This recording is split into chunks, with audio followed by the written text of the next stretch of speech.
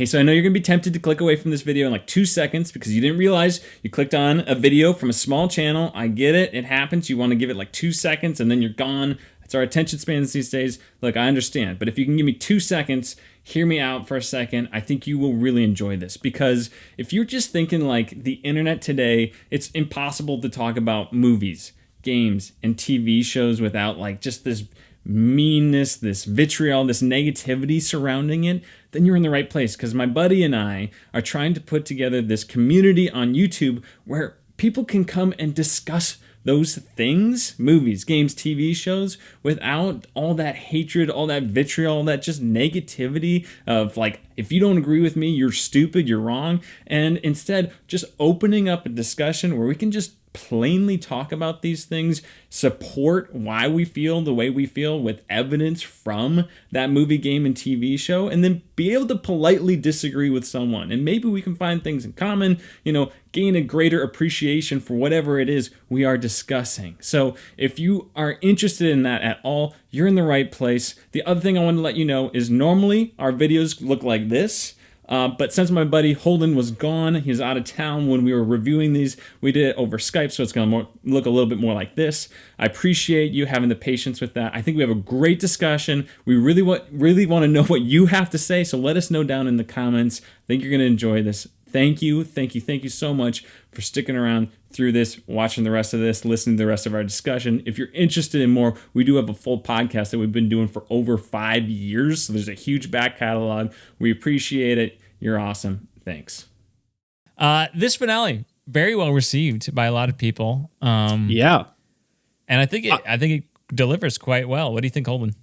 So what I want to say is when this season first started, the only really thing I saw about it, like review wise, was IGN's review, and IGN's review of this indicated to me. I just kind of read like the blurb about it. They gave the season because I think they gave certain critics the whole season right out of the gate, and IGN had it all, and they gave the whole season a 4 out of 10.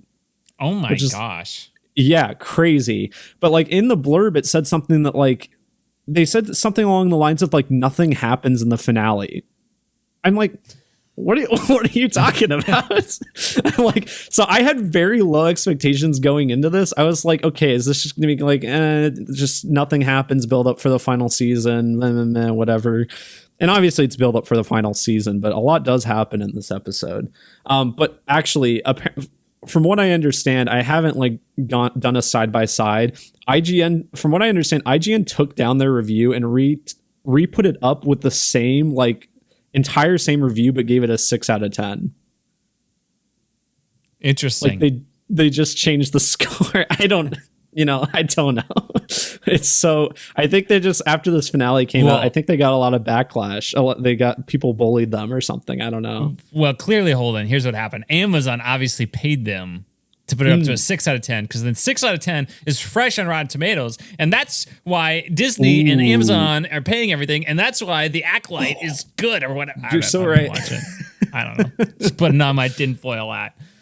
We are not getting paid jack squat for this, so this is our unencumbered opinions. All right, you can take our word on that, but no, this had a lot of great scenes.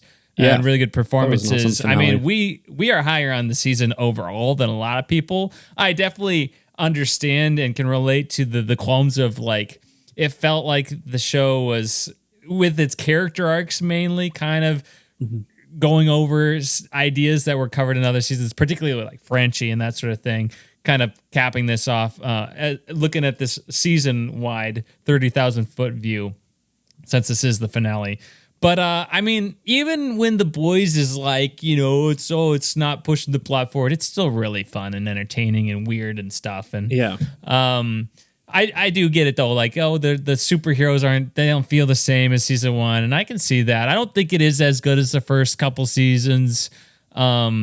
Or I think it is overall probably the weakest of the 4 seasons for me, but I still had a lot of fun with this season. So let's dive into some of the scenes in this episode. I took some notes here, but we get towards the beginning with Annie's conversation with the shapeshifter. We kind of get some of the ins and outs of how shapeshifting works in this, so not only do you take on the appearance, but you actually gain access to all their thoughts and memories, which I think makes a shapeshifter even more formidable, right? Because then they can really blend in. You can't just be like, what was my favorite color? What did Annie say to me on our first date? You can't just do that, which I think also covers a lot of plot holes in that regard too. Makes it a little bit more believable that the shapeshifter could get by. Because it would have to be someone recognizing things about Annie January that Annie January isn't aware of herself.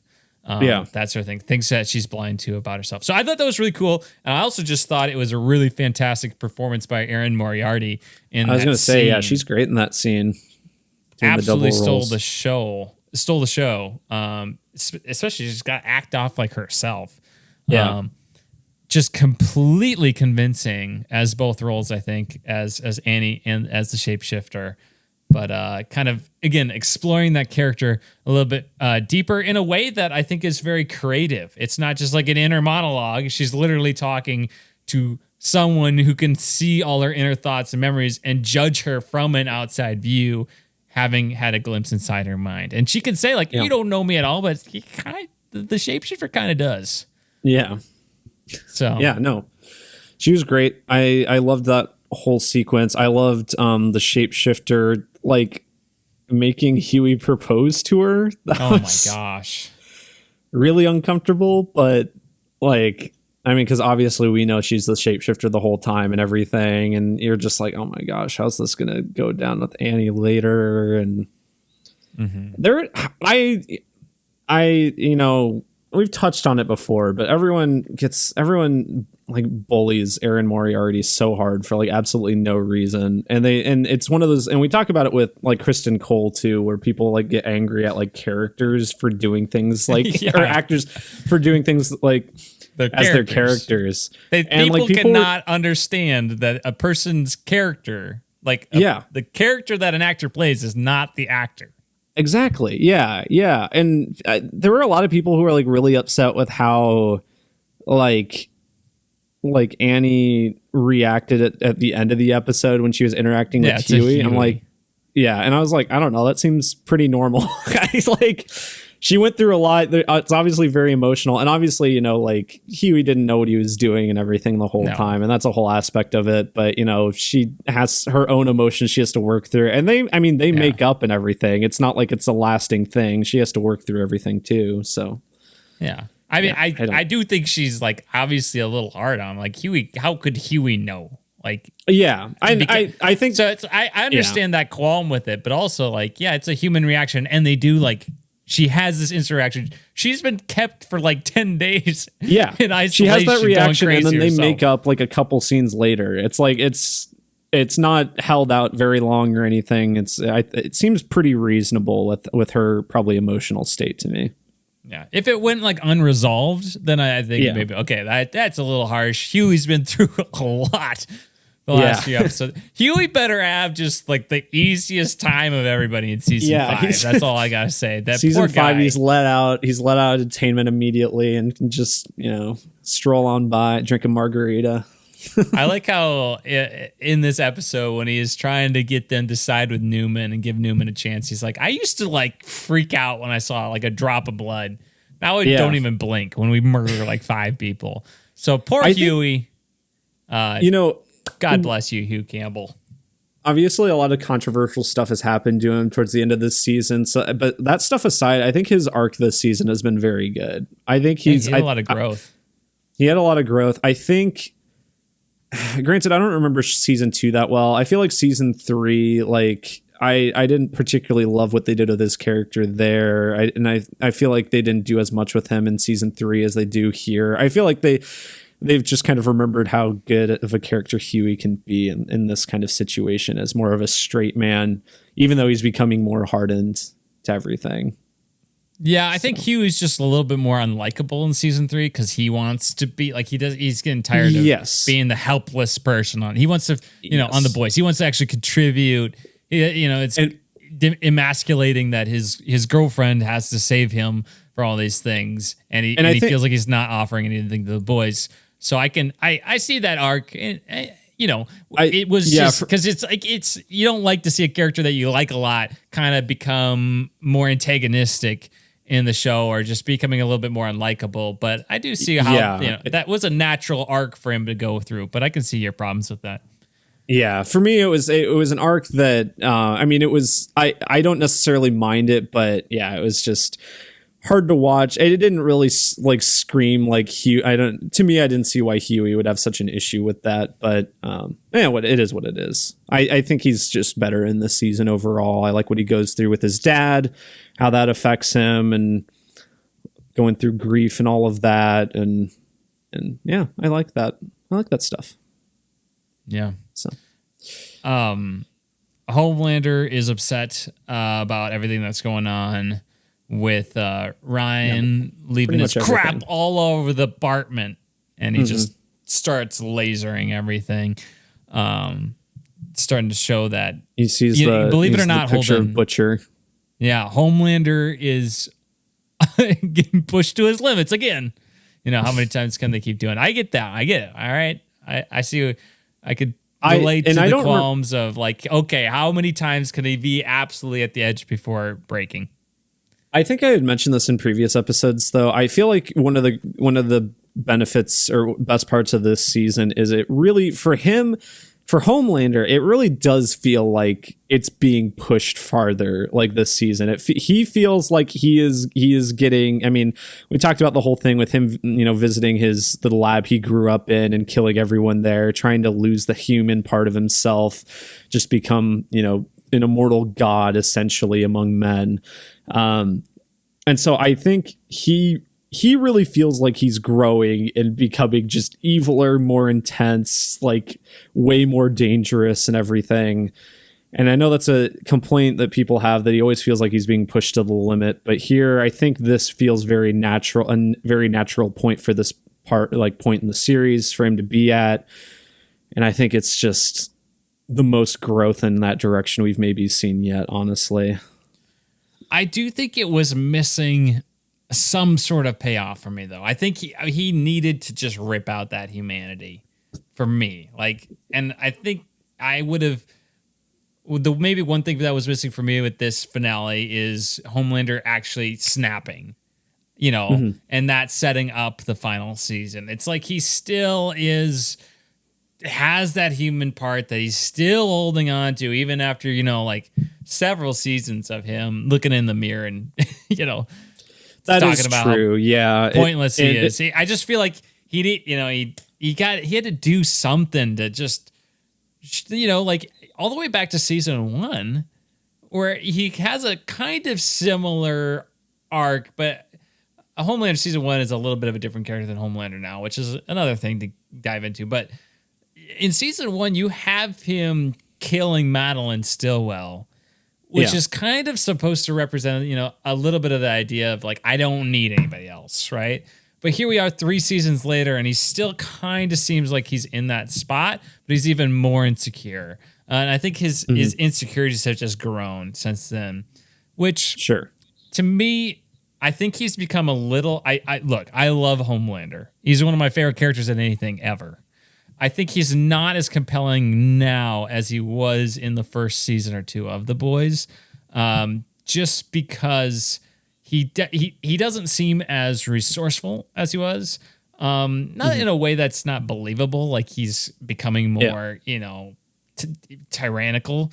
And I think that's a natural progression for his character. It's less compelling that he's gone that direction, in my opinion. But hey, Anthony Starr as Homelander certainly still deserves the Emmy. Holden, he was in town yesterday. Him and Karen Fukuhara. I did not go and see him. It was for a cancer fundraiser thing, but it was just literally signing autographs and taking pictures. They were not doing a panel or anything. If they were doing a panel, I think I would have gone. But I kind of wish I had gone and gotten a picture with them. Honestly, that would be so cool. But yeah, no, I wasn't in town for it. So. But Anthony Starr, Karen Fukuhara in South Dakota, of all places. Pretty cool that they were here right on the heels of The Boys finale as well. So kind of cool. And Ryan visiting Homelander. There was a great match cut between Homelander looking off and then I think it might have been Butcher to Homelander, Homelander Butcher. Can't remember which way it was. Yeah. But great match cut. I know to what you're transition. talking about. Yeah, that was great. I love me some good transitions like that, Holden. Just a little thing I wrote down as I was watching this. But there there were some great lines and stuff in this as well. I I liked the scene where they're in Vought Tower and a Homelander's having that meeting with everybody and kind of describing the game plan going forward. And like he's talking to Firecracker, he's like, "Oh, cilantro," like tasting the milk. I'm like, that is disturbing. Well, one of the things that everyone's talking about, how the kind of a funny part of Anthony Starr's performance in this that's also just really good is like his like look of disgust when he sees Firecracker coughing on on her show or whatever. Like the look he gives her is just like, I've never really seen anyone give a look quite like that, but it's very funny. Yes. But yeah, his whole relationship with Firecracker in this episode is interesting because she's like getting very sick because of the drugs she's taking to lactate. And so yeah, she's just completely out of it for most of the episode. But yeah, is that the meeting where they talk about getting rid of all the people that know anything about that have too much on them? Yeah. So like, here's the list. Deep. Oh, Captain, my Captain. He's like, well, Ashley shouldn't she be at the top of this list? And he writes her name like incorrectly. He's like, anybody know Ashley's last name? I don't think they Deep ever was very good this episode. Have they ever said Ashley's last name? I don't know. Maybe it's on something. I can look at the cast list, but the Deep again, hilarious. You have the scene where Ashley Barrett. I think they have said that. Yeah, they have said that. And I just love that it's written so childlike as well. Very, very on character for the Deep. But him and Neo Black Noir just taking people out, including other Ashley, the wrong Ashley. That's the wrong Ashley. Black Noir gets a murder boner. Murder boner, yeah. Deep has that conversation with that guy. Yeah. Where he's like, tell me I'm better than Homelander or something like that. Tell me I'm the smartest in the seven. Tell me you respect me more than anyone. Besides Homelander, of course. Oh, besides Homelander, that's right. That got a chuckle out of me when he's besides Homelander, of course. Chase Crawford in those scenes as the Deep. Again, just a scene stealer. He has been incredible. I believe the Deep has actually been in every episode of The Boys as well, which is pretty remarkable. Really? Yes. Can't say that about A-Train, who wasn't in this episode at all. No. Incredibly. Where was he? Yeah. I don't know. That was kind of strange, her having such a big arc and presumably going to die this episode and he's not even I was, we would have probably bet money if we could on A-Train dying this episode, but he wasn't anywhere to be seen, so it was a no-show. Where you at? That's okay. Have him around in the final season. I'm sure he'll die there, but I'll be very excited to see what he does. But one thing that I did not have on my bingo card for this episode is Ashley taking Compound V. Yeah. That was great. I liked that. I liked how that was such a desperation move on her part. She was eavesdropping on the 7 meeting. Heard Deep say the thing about Ashley having the most dirt on them and everything, and so she runs to Homelander's room, and she knows where the V is, at least because of seeing A-Train take it. I don't know if she knew where it was before then, but at the very least that was some foreshadowing there. And took it. And great transformation scene, at least the start of that. But we don't know how it pays off. We'll have to wait for next season to see how she turns out.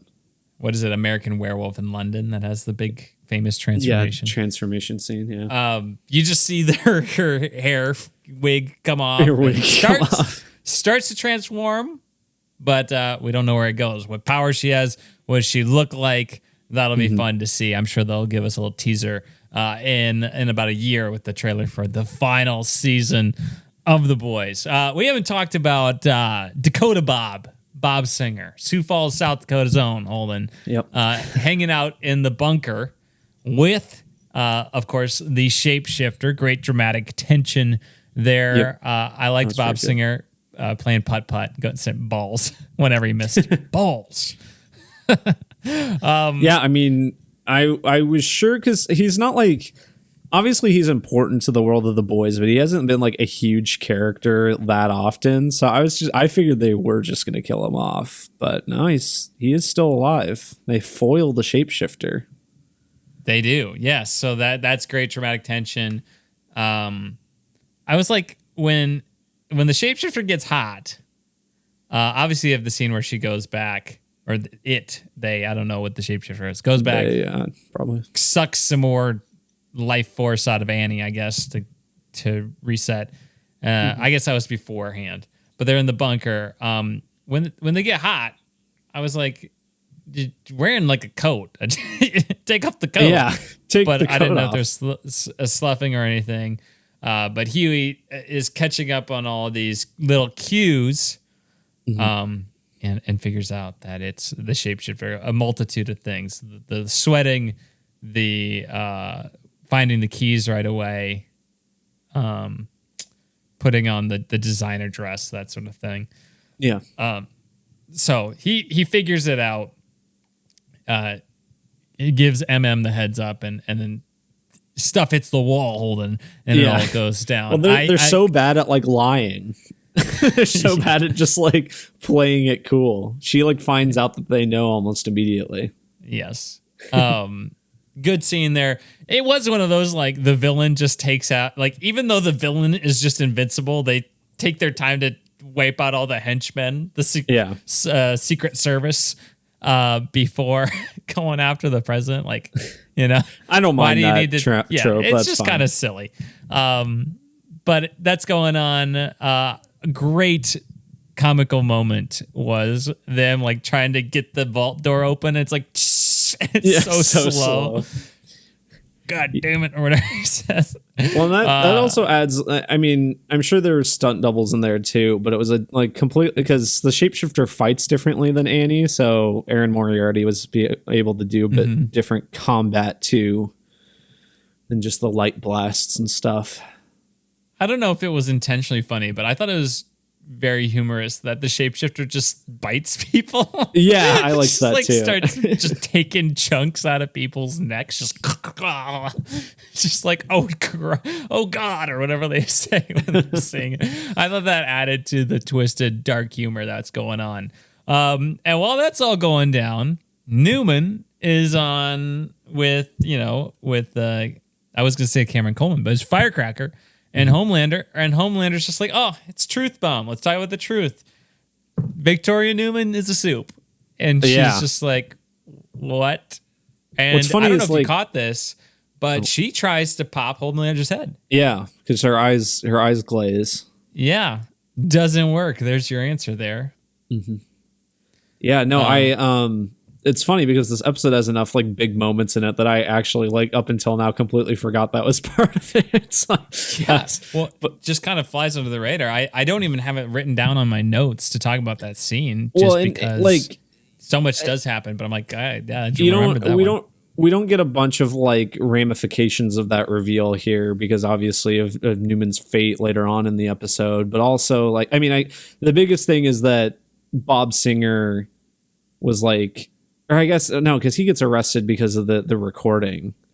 Yes, so, in the bunker. So the most we get about that reveal is just like some news reports being like, oh, it's a soup. Newman's a soup or whatever. Doesn't really have any wider ramifications to that. We might see some political discourse next season or something. I don't know. Well, I mean, the immediate ramifications is that she's been outed and she wants out, and she reaches out to Huey, and that gets that ball rolling. Huey convinces the boys to side with Newman to bring Zoe to safety. And before we get to that part, though, there's some other big things happen.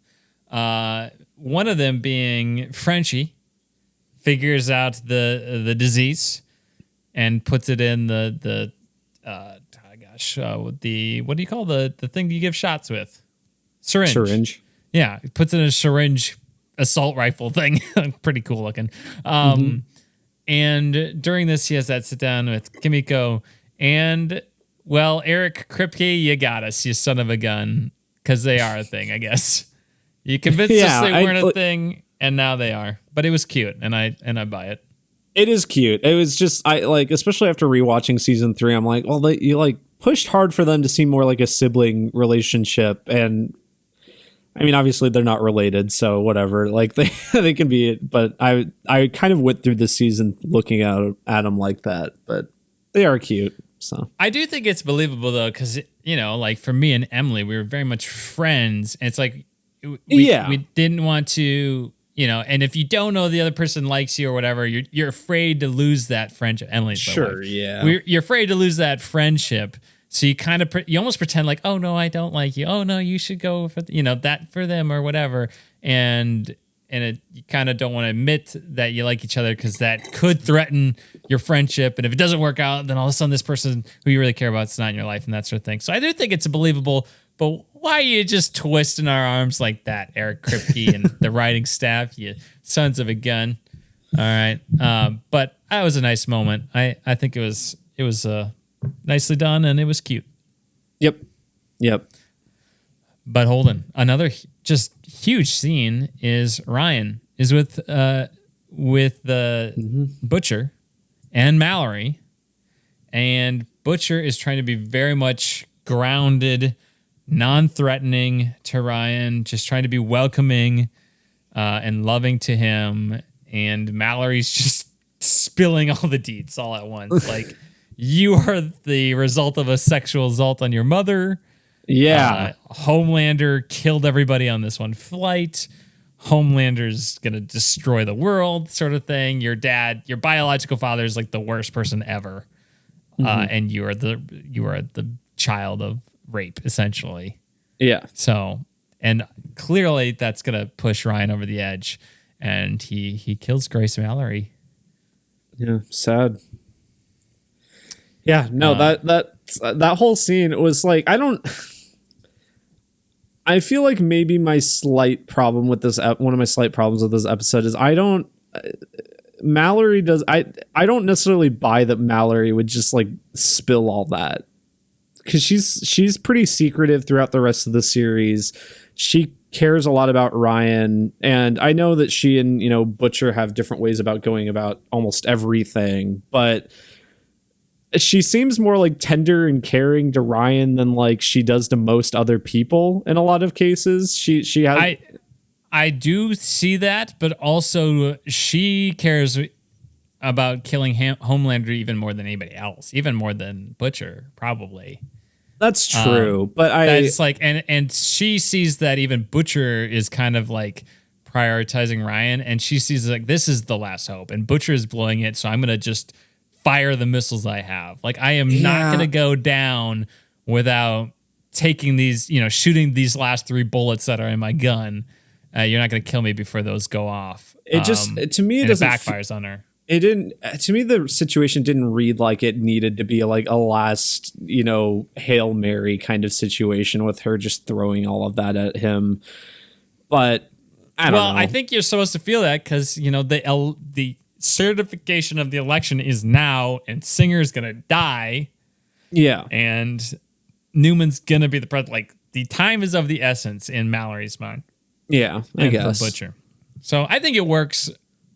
Is Grace Mallory's death the most earth-shattering thing to happen in The Boys? No. But it doesn't help Ryan's going to the good side. Yeah. Cause at all. No, it doesn't. Yeah. But then, after all that happens and Ryan storms away, Butcher gives in to the parasite in his brain, seemingly. Gives in to Jeffrey Dean Morgan. Yes, Jeffrey Dean Morgan. Negan from The Walking Dead. And then he, that ties into the whole scene with the boys with Newman. and they agree to help her, and then Butcher shows up and kills her. So Just annihilates her. yeah, we see what his powers are with the parasite, which is just big tentacles. Venom Doc Ock guy. Yes, very Venom-esque, I would say. Just rips her in half. Yeah. They almost shoot Butcher with the disease, but decide not to, and he ends up taking it. Yeah. Yeah, and Zoe doesn't die. She just gets knocked away. Yeah. I was surprised. Yeah. Because I was surprised too. Yeah. I mean, I guess, I could see Newman dying this episode, but I just didn't see her going out like that. So very interesting. But yeah, I don't know why Butcher is drawing the line with Newman at Zoe. Why kill Newman and not Zoe if you think the Soups need to go? She's a kid. Maybe it's the Ryan parallels. I don't feel like I think that could have been explained in this episode.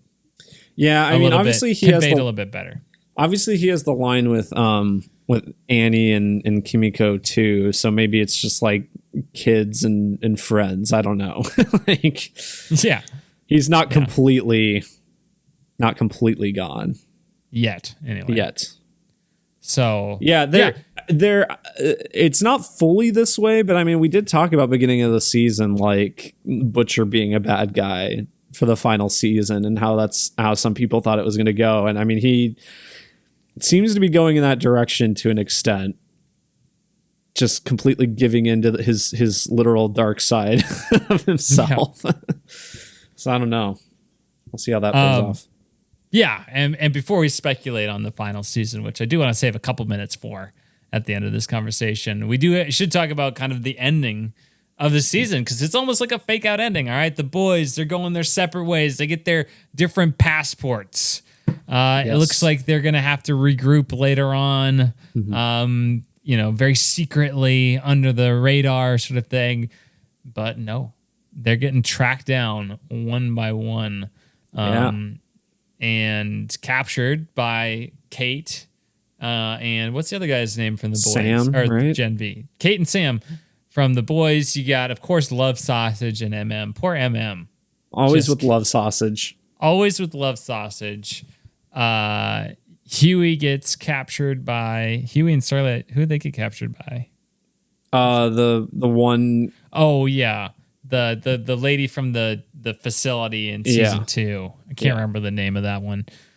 Who can warp metal and stuff. We hear Kimiko talk. She screams no. Yeah, that's right. When Kate hypnotizes or whatever Frenchie. Yeah. To go with her. Is that going to be a PETA situation? Like in Mockingjay, the Hunger Games? Some brainwashing going on there. Heartbreaking scene there. And then while this is happening, we do get our glimpse of Sister Sage. How does this all come together for her at the end of the season? Turns out she just had a blast. Yeah. This was so much fun. And, Homelander, you screwed things up, but it just added to the excitement for her to have to improvise and to, pull strings here and there to end up where she wanted it to be at the end. Homelander's in charge. He's got the new president, the Speaker of the House, under his thumb, swearing fealty, and it's all thanks to her. Let me know when you want to do it again. Sort of a deal. Very, very much what is that? Lawful evil? Or chaotic evil? I don't know. Lawful evil? That'd be lawful evil, I think. Okay. Thank you. I never officially studied that. Yeah, no, I like her. I like that being her motivation. I could see why people might be disappointed that there's not anything deeper to it, but you know what? She's just very intelligent, has had to it's probably in some ways torture being that smart around people that are so much less smart than you. And she hasn't really been able to fully utilize it. So now this is kind of this big master scheme that she's able to have fun with and put out there, and it worked. Yeah, absolutely. I just imagine she finds life so boring and unsatisfying. when we pick her up at the beginning of the season, and for her to get this challenge just was very enticing to her, and the dopamine hit that she gets when she does it is got to be so much more satisfying than eating an Outback bloomin' onion, and banging the deep. But yeah, no, that was all really good. And then at the end of it all, Holden, Homelander. We should also say Annie got away. Annie flies away. That's right. Yes. Her powers kind of come back at the last second there. Yeah. People, I'm sure, are upset. Like, well, how did her powers come back? What happened to her? Okay, she was going through a lot. And I think she finally kind of found herself again, able to forgive herself. And of course, that's when the next tragedy strikes with the capture of Huey, and then she flies away, looking to incite the next level, the next step of the resistance against Homelander and his cronies. Holden, make America super again. Very subtle. But at the very end, Holden, in the mid credits, Homelander finds out that Soldier Boy Jensen Ackles himself has been cryogenically sealed in his little tube that they've been keeping him in, and Soldier Boy presumably then will return for season 5. Holden, overall thoughts on season 4? What did you think? Yeah, I thought it was really good. I think I am one of the most positive on this. I think I like this overall more than season 3. I don't know, like, it's been a while since I've seen 2 and 1. I'll probably rewatch all 4 seasons before season 5 comes out. But I liked the season a lot. I didn't really have many issues with it. I don't remember there being really any episodes I thought were bad or boring, which can't say the same for like House of the Dragon. But like, I would say I didn't think any of them were boring. Yeah. I might have some narrative issues, some character issues, but entertaining at the very it's entertaining. I thought stuff actually happened this season, like in the grand scheme. I liked where a lot of the character arcs went. Performances, of course, were as good as always. Yeah, I think overall it was a great season. So, yeah, I do think it was entertaining. Finale. Yeah, a very good finale. I do think it was really entertaining. I don't think it's as tight from a writing standpoint as the other seasons. I do think the performance is really good. I do think there's some missed opportunities. I don't think it is quite. It's got a little bit more. I think some of it is more like the comic in terms of just explicit, kind of for the sake of being explicit, rather than kind of witty explicit, if that makes sense. Like taking things that are unique to this world, and then that's why it's funny.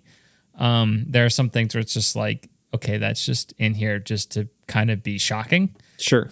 So I can understand why people have some problem with that. But yeah, no, I think it is a lot of fun. I do think this season would have been more interesting if Soldier Boy would have been the overall antagonist, and the boys had to team up with Homelander to take him out.